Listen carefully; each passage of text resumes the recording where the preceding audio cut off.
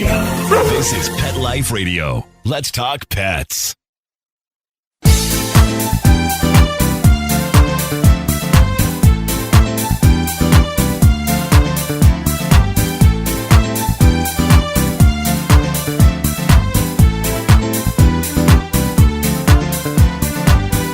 Hello, my cat-loving friends. Welcome back to 19 Cats and Counting. I am your co-host, Linda Hall. Last week, we started our interview with Pam Roussell, and she was so amazing that we spilled over and made it into a two-parter. So after this ad, we will come back and listen to part 2 with Pam, all about cats' natural healing, animal communication, and all kinds of things you need to know. See you shortly. Hey everyone, Michelle Fern here. I love using dog crates for my kitties, especially when I'm introducing them to the rest of the members of the household.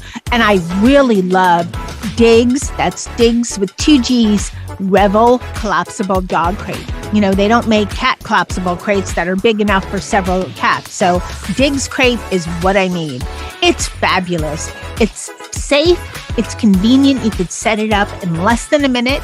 You can literally raise it and collapse it with one hand. Super easy to transport and very easy to clean.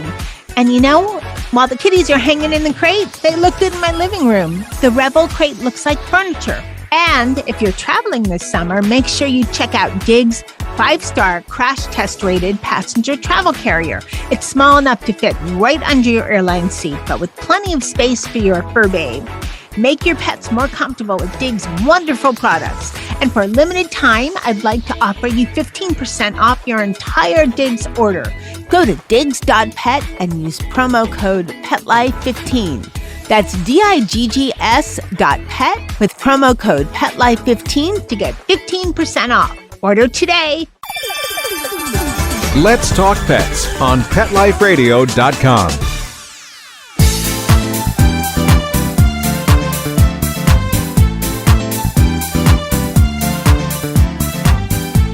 And welcome back to 19 Cats and Counting. Linda and I could just spend all day speaking with Pam. Just fascinated by the work she does. Pam, I know you've seen a lot of different cases. Do you have a case that really stands out in your mind? Like something that was like the most miraculous turnaround that you've experienced with a cat? Yes, actually, it was, it's one of those random cases that came across to me from someone who found my site on the internet, and it happened to be Easter weekend during the COVID lockdown. He didn't know anything about muscle testing. He didn't know anything about what I did, but something that I guess I had an article about the rabies vaccine and dangers and vaccinosis and things like that. And he reached out to me. Basically, the story went like this. He and his wife volunteered at a shelter in their area that was forced to be closed because of COVID. And they had to farm out all their animals. But before they were able to farm out all the animals, they had to vaccinate all the animals. And so he and his wife agreed to take this mama cat with 3 brand new baby kittens. Oh. And so, she had probably 3 weeks old, something. So little. Okay, so they're little. And so the mama, they didn't know where she came from or whatever, and they didn't do titer testing. So she was given a round of vaccines before she was approved to be released. The cat went lame. Could not hold up her head. And had 3 baby kittens to take care of. And he and his wife were just beside themselves thinking, holy cow, what happened to my cat? They didn't even connect the dots. Specifically, they knew something is really wrong, and they were afraid to call the shelter and take her back in because they thought they would put her down, and here she's got 3 kittens. They may well have. And they might have. And I said, hold on. First, don't panic. And so I did my analysis, and I was like, rabies vaccine is coming up. This is why. And when you go look at the research of vaccinosis, one of the things that is indicative of rabies vaccinosis is lameness. Oh my goodness. I didn't know that. I didn't either, but I learned. Yeah. So, there's a lot of What a way. characteristics that are the energetics of the actual disease that can start to manifest. It doesn't mean they have the disease, but it can look like they have or look similar and characteristic to those energetics of the disease itself. And so I specifically said, okay, here's what we're going to do. And I gave him protocols. I sent him the remedies and I said, this is what you're going to do. This is for how long. And trust me, just follow the plan. And, we worked on several different forms of supplementation and just the remedies and things like that for anti-vaccinosis. He would call me in a few days. He goes, wow, she's actually doing better. She's actually can hold her head up now. And she's trying to drag herself out of the bed. Wow. They were having to like hold her up and express her bladder for her. Oh, She could not. And so over the course of, I want to say it was like 2 or 3 weeks went by and he would send me little updates. I'll tell you, that cat made a full recovery. And he sent me videos of her walking out in the yard. They got the kittens adopted and they were adorable. Oh my God, beautiful. If I lived there, I said, I would have been a sucker at your house. This is why I don't visit I get it. shelters. Because I want those babies. They were so cute. And so, and they kept her because he had such an investment in her after the ordeal that they went through. Sure. There's no way we can give her back, and we're not going to take her back to the shelter, and we're certainly not going to tell the vet what we did. Right? I'm very lucky that my vet is in Get it. agreement that those vaccines are not all necessary. And they can cause more harm than good in some cases. And Exactly. it was just such a moving testimony of the power of natural health sure. and natural healing and homeopathy. And when you find the root cause and you treat the root cause and how it can turn things around that quickly, it's a testimony to how the body can heal itself. Oh, for sure. So, he was like, I don't know how you did it, but I'm so grateful that I found you and you saved Mimi and her kitten. That's right where we are. Like, we don't get it, but I believe we it. see it. Exactly. Yeah. I can't. You don't get it, but you have to respect it. Yes. If you flip the light switch and the light comes on, I don't understand how that happens, but I do believe in electricity because my lights are on, right? The lights work. I know. That's why I love what I do, because I can help people have miracles in their lives and turn them. I get the cases that the vets are like, there's nothing more I can do for you. I don't know what else I can do for you. Oh my gosh. I bet you could have helped Lovey Dash and Cupcake. All from the same litter, all died of cancer within 6 months of each other. I have one from that litter left, but she's semi-feral. If she gets sick, there's nothing I can do. I can't touch her. Unless she gets sick enough that, exactly. I should send you her photo and tell me what she's thinking. Yeah. Tell me what that was. Yeah. Yeah. I would say the two biggest causes of disease that I see in pets are improper diet, because improper diet can lead to the GI issues, the lymphoma, the cancer, and all the intestinal stuff. And then over vaccination. Okay. Those are by far the two biggest things. And those are big mountains. But if people can work on really improving the diet as close to species appropriate as you can, wet diet, high quality, that's the foundation of good health. If you have poor nutrition, you're going to have poor health. I mean, that's the same for people. We know that. I agree. The biggest hurdle we face about nutrition, Pam, is vegetarians who want to feed their cats a vegetarian diet. That does not work. It doesn't work. They're not biologically wired like that. No, exactly. You have to honor their biology. Yes, exactly. Honor the biology of the cat. On that medical line, we have asked this question to every expert, every vet. We had Made by Nacho's vet on, we asked. I'm banking on you're going to answer the question, and it may be what you just said. It may already be answered. Yeah. Rita started a cats only pet sitting service. It ran successfully for over 17 years. I came on board as executive director. I was only on for, 3 or 4 years. Anyway, we would see from the time I started the occasional cat with cancer. Right. I had never, in the first, I don't know how many months of taking in these cats, I would call and get the information and names, age, blah, blah, blah. Mm-hmm. I had never heard of an asthma inhaler for a cat. We had so many of them By in the LA. time we closed, everybody had cancer and everybody was on an asthma inhaler and everybody was getting And we all knew injections. how to give them the inhaler. Yeah, we all knew. And it was insane. One family, and oh my gosh, they loved their cats. They had 2 cats. The one got cancer and passed, and they went holistic and everything, but it was already there. It may have extended the life. It may have improved the life, but it was already there. They went and adopted a kitten. Hopefully the kitten's doing well. I remember this. We've since closed that and switched to behavior only, but the second cat then got cancer, and I just cried and cried. It was like, what in the world? Do they really both their kids, right? I mean, it wasn't the newbie, but it was the second one. They have to go through this again, Lord, really? Don't you think some of that is the diet that mom has while she's carrying the kittens? Right, Pam? Okay. Not necessarily. Okay. Not necessarily. The bulk of our clients were in LA, and we often blamed the LA air, but we did have them in North and South Carolina too. So I'm going to ask you, and I asked everybody else, where's the asthma coming from? What is happening? Well, as you know, there is such a thing as toxic air. I mean, we all know that. Chemtrails. And if cats live outside, they're exposed to all of that. And that's a very sad but realistic thing. I had a cat just last week who tested for 3 heavy metals that were associated with chemtrails. And I have never in my career ever had a cat That's awful. with heavy metals that were associated with chemtrails before. So that was like, wow, your area must be really sprayed heavily. Right. So that's kind of a wake-up call for people.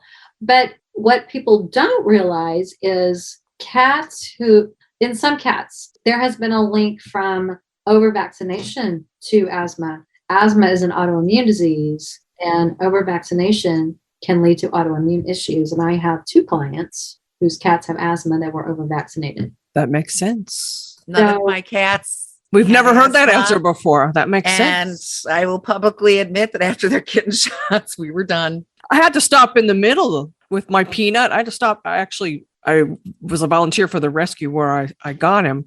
So they were giving me the shots and I was giving them myself. And the second one, Peanut got so sick. I'm like, no, I don't want the third one. We're not. And my vet then agreed. No more for him. Yeah. Yeah. There's just so many, and there's environmental considerations that you have to think about these days, from heavy metal exposure to vaccine exposure to even things like glyphosate. Glyphosate is a horrible, horrible herbicide that they spray on so many of the crops in this country. Wow. And it trickles into the organic farms, and there's runoff in the streams, and it is in everybody's blood tissues. If you go if you have your blood tested for glyphosate, I guarantee you're going to find it in there. I bet. It's prevalent in our food supply. It's prevalent in our lawns from the Roundup and the weed killers that we put in. We're surrounded by it. That stuff that can damage your microbiome. We don't even really know all the extensive damage that stuff like environmental toxins can do to us. So, it could be household cleaners present a big problem, because they're breathing all those chemicals in. They're closer to the floor. I don't know that there's just a one, that's more prevalent answer than another. When you look at collectively the toxic burden it puts on the cat's bodies, they're small little creatures compared to humans.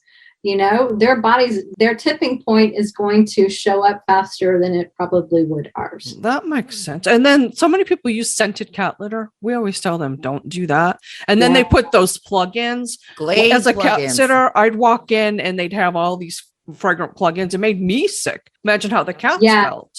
Yeah, because they can't escape it. Mm-mm. And all of those little toxins and chemicals are getting into their lungs and into their tissues. And it starts to break down their microbiome. And that's their immune system. And if we don't have a strong, healthy gut, we don't have a strong, healthy body. Oh, my gosh. Do you work with people too, in addition to animals? I do. I do a specific modality called mind, body, spirit release. And so what people don't realize a lot of times is cellular imprints from negative traumas, negative experiences settle into our tissues, our organs, our glands, and they are imprinted and they are stored there. and we don't even realize it happens. And so when we have something negative happen to us, all of the physiological processes going on related to that experience are being recorded in our bodies. Hormones and neurotransmitters are involved. Limiting beliefs go through our head, and they get stored and they get stuck in us. So we can be triggered by, let's say the trauma is, come and gone and life is good again, but our brain, our bodies don't know that because it's happening on a subconscious level. And so whenever we're triggered by something again, all of those physiological responses start to happen again inside of us that we're not even aware of. And it like brings it all up again. Is that why some people react more strongly to stress than others? Oh, I would definitely agree with that. Yeah, because they're reliving it. The people that just can't let go of something, they just relive it and relive it and relive it, and they can't move past something. They are stuck in those cycles, and it's like, I was reading a really good book called The Energy Codes by Dr. Sue Morter. If you've never read it, go read it. It's awesome. I'm writing it down. Yes, the energy code. Yes. He talks about the conscious and the subconscious brain. We have the thalamus, which is the conscious, and the hypothalamus, which sits beneath that, is your subconscious. And there's an invisible trap door between the two of those. And so you're going on through life, and all of a sudden, you're hit out of the blue with some horrible experience, like, someone passing away unexpectedly, and you have all the grief and the trauma, whatever related to that. And your body is going into, survival mode or struggle or the fight or flight thing. Right. Yeah. And that trap door between the subconscious and the conscious closes.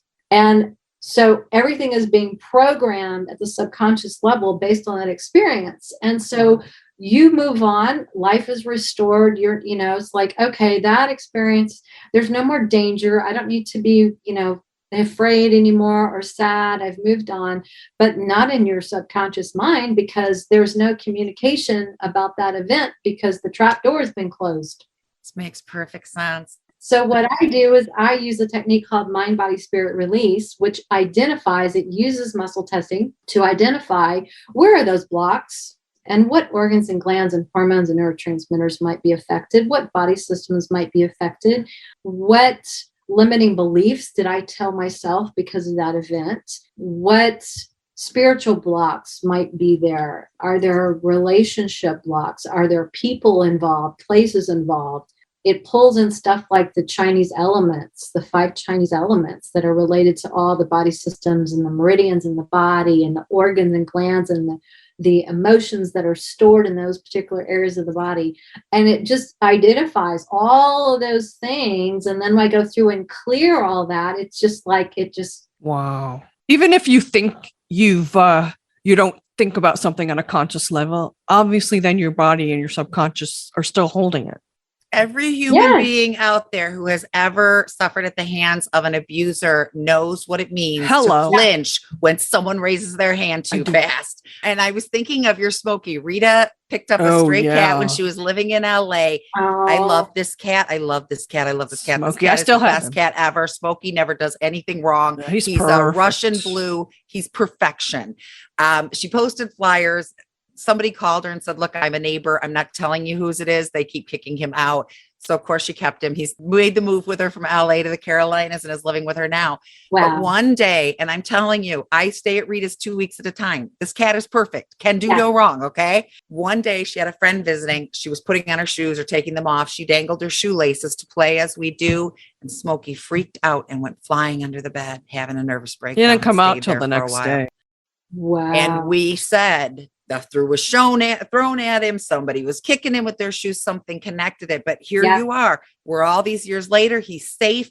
That person is not here. The shoe was not just the sight of the shoe. Yeah, we don't do that. We don't dangle shoelaces anymore. We take our shoes off outside your door and come in without them. But we don't even wear shoes in your house. Yeah. Yeah. So that makes perfect sense that all that. That's a great example of how it can even work with pets. So I do mind, body, spirit release with pets and people because they have the same ability to store all of those emotions in their body, just like we do. It makes sense. We've been talking so long. Talk to you about, but we gotta go. And I want to book you for me, and I want to book you for my cats. We can always come back and chat more about cats. Yes, I was going to say we may need to do a follow-up part 2. So exactly. So should we go ahead and wrap this one up? Sure, but I want to ask Pam first, any last words of wisdom for us and for our audience? And of course, let them know how they can find you. My best advice for people who want to start implementing, better care for their cats, it's easy to get overwhelmed because there's so many things we could do, but I say start with one thing. Just do one thing. If that's having a better diet, if that's more one-on-one environmental enrichment time, whatever that might be, if it's a supplement, everybody's cat's different. So you have to just follow your heart and know that you're doing the very best you can with what you have, and you can't beat yourself up. The reality is we're not all millionaires and we can't afford to just, do whatever. Yeah, so do whatever the best you can do on your budget with the best amount of time, giving your cat the best, because I guarantee you at the end of the day, when they're passing, they're not sitting there looking at you like, lady, I wish you had done more for me when I was da-da-da. They're just looking at you with love and gratitude that they were in your life. And when they pass over and transition, they're still going to be in your life. They're just going to be on the other side, and you can still talk to them, and they're still with you, and they're not hating any decision that you made for them. And, that you just did your best. You have to learn those lessons. Just learn the lessons, they are teachers. Thank you for that. Film that trip out of that and post it everywhere, because that was probably the most poignant, eloquent thing you could have said to everybody who loves That's true. anyone, cat or human alike. So yeah. People can find you at perfectlyholistic.com. That's PURR holistic.com. Yeah, 3 R's. 3 R's. 3 R's. We will make sure to post the link underneath the video so people can find you easily. And I encourage you to go in and read the stories on Pam's website, read her blog, read everything, and, book a session with her if you need some extra help with your kitty or yourself. Right. I have an online store that's dedicated to cats too. It's there's services, there's natural, holistic supplements, remedies, things like that. And then, just some cat stuff like furniture and fun stuff. All that kind of stuff too. That's important too. But it's dedicated to cats because cats don't get enough exposure. They don't have enough cred in this world. It's a 100%. Dog world. That's why we do what we do, because we have to give them a voice. They deserve that. So we love dogs too, but they have a lot of people voicing for them. Cats are the underdog, They do. And cats are so misunderstood. I agree. I agree. Yes. They deserve all the attention. I have a dog and 12 cats in my house. It's very obvious the differences between them. Except her dog stands in a litter box. Yeah, my dog is confused. She's a very confused Chihuahua. We may need you to just help her to understand her identity after living with all these. I'm joking, but I'm not. So that's another. Okay, so I know we got to wrap it up. Psychiatrist, thank you so much for being with us, Pam. Oh, you're so welcome. You're welcome anytime. Linda, as always, thank you for being my co-host. I'd be remiss if I didn't thank Mark Winter, the founder of Pet Life Radio, for the awesome job he does producing our show. And until next time, don't forget, every day is Catter Day. Let's Talk Pets, every week on demand, only on PetLifeRadio.com.